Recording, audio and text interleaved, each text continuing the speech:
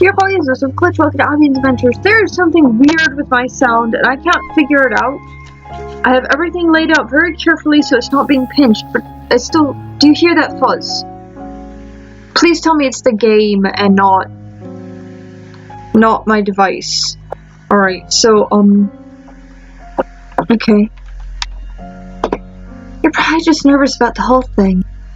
She made attempts to curl away from Catherine's arms. Slowly but simply run away. Despite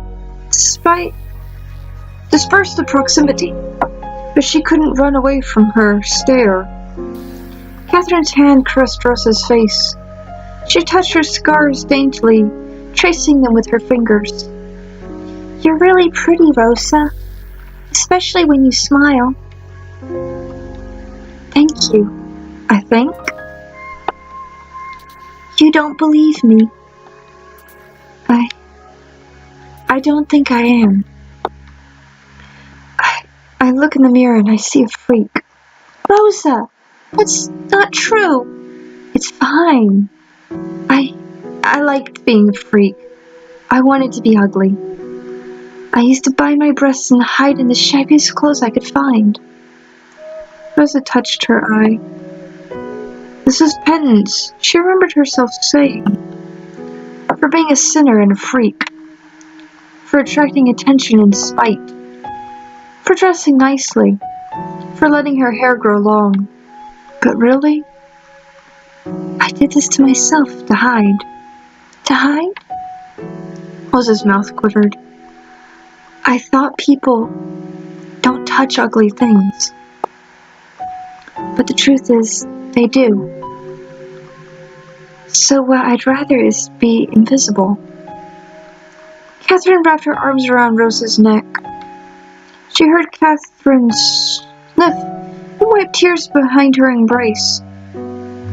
She pushed Rosa's hair away and kissed her defective eye. You're not a freak, and you're not ugly. I love every part of you. They're all beautiful. Rosa forgot how close they were now. Forgot Catherine's hands on her own. Here was somebody who accepted her with her faults and ugliness. You always made me feel I'm worth something. Because you are. You're beautiful, Rosa, inside and out.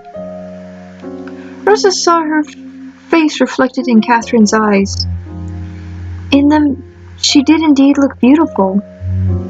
A lump formed in Rosa's throat.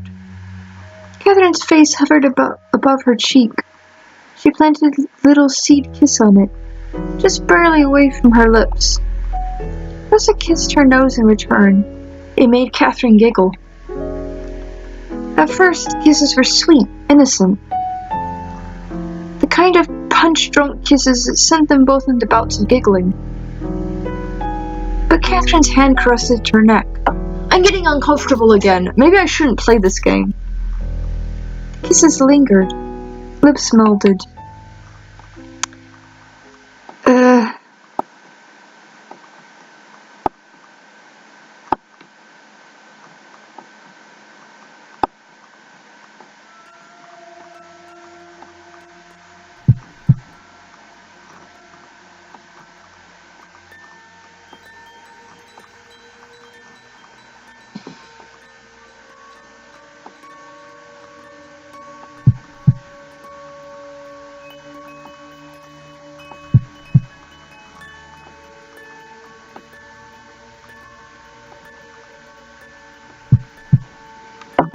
I guess I should be reading this. Listen to my voice.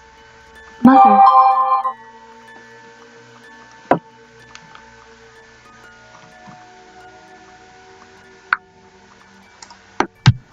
Stop!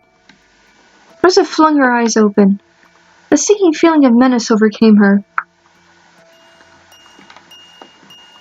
No! Rosa pulled away.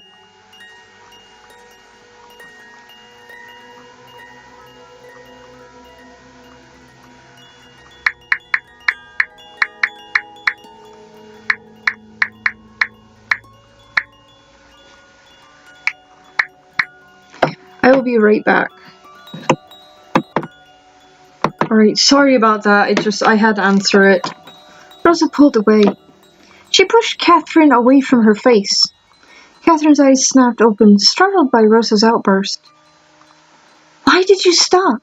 Greedy, selfish bitch. She blinked for a few seconds. A look of horror creeped on her face. I'm sorry. I didn't mean... No, Cass. Rosa couldn't stand the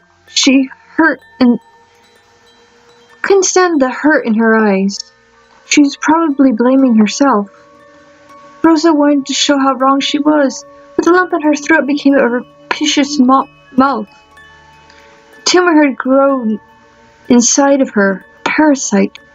She could feel it pulse and slither inside her neck. She couldn't speak at all. Catherine wobbled off the bed. She wiped her mouth and cheeks that were covered in a thin layer of drool. I'm so sorry, Rosa. I'm going to leave now. Cat! Good night.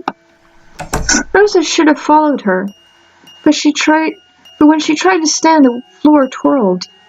She choked at the flavor left in her throat. Sick and cloying, sticky sweet like honey. The taste both repulsed and enticed her. Thick spit leaked out of her mouth. She felt the urge to vomit. This is nothing, Mother. Just a bad after effect of alcohol. No. Please don't call me that. It was an accident. Everything is fine. She would talk to Catherine tomorrow. Assure her it was not her fault. Everything was fine.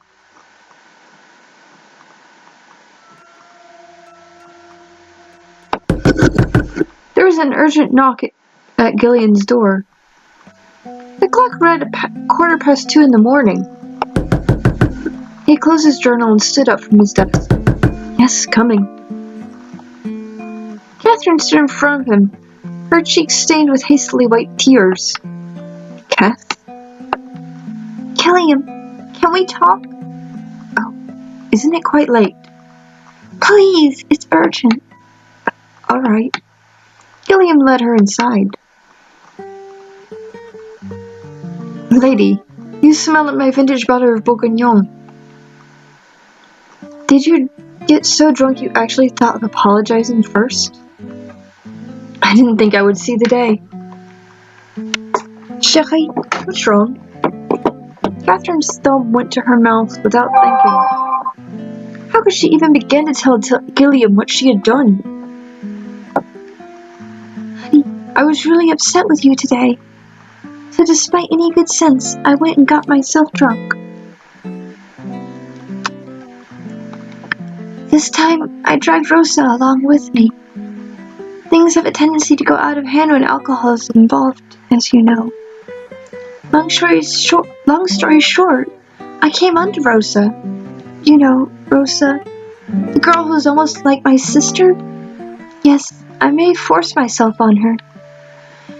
And I did that right after she told me she had been abused before. She felt Gillian's hand take her thumb away from her mouth. Yes. She looked at her fingers in horror. Her habit had surfaced again. She thought she had gotten rid of this as she grew up, replacing the nail biting with a meticulous, almost obsessive care for her fingers. My fingers are my livelihood. I must take care of them. Now her nails were chewed down to jagged stumps, and a couple of them had tiny blistering cuts. Yes. Can you talk? Catherine's eyes snapped back to Gillian, as if he had just materialized in the room beside her. So yes, as I was saying, darling, which is the worst thing? What do you think? This implied incest, my abuse of my best friend, or my infidelity to you. Or that doesn't cut it, dear. I may divulge to you one last point. I felt something worrying when I kissed her. Excitement. If she hadn't stopped me, something else would have. It felt so real. It didn't feel like a mistake. It felt like I had always been there, buried deeply.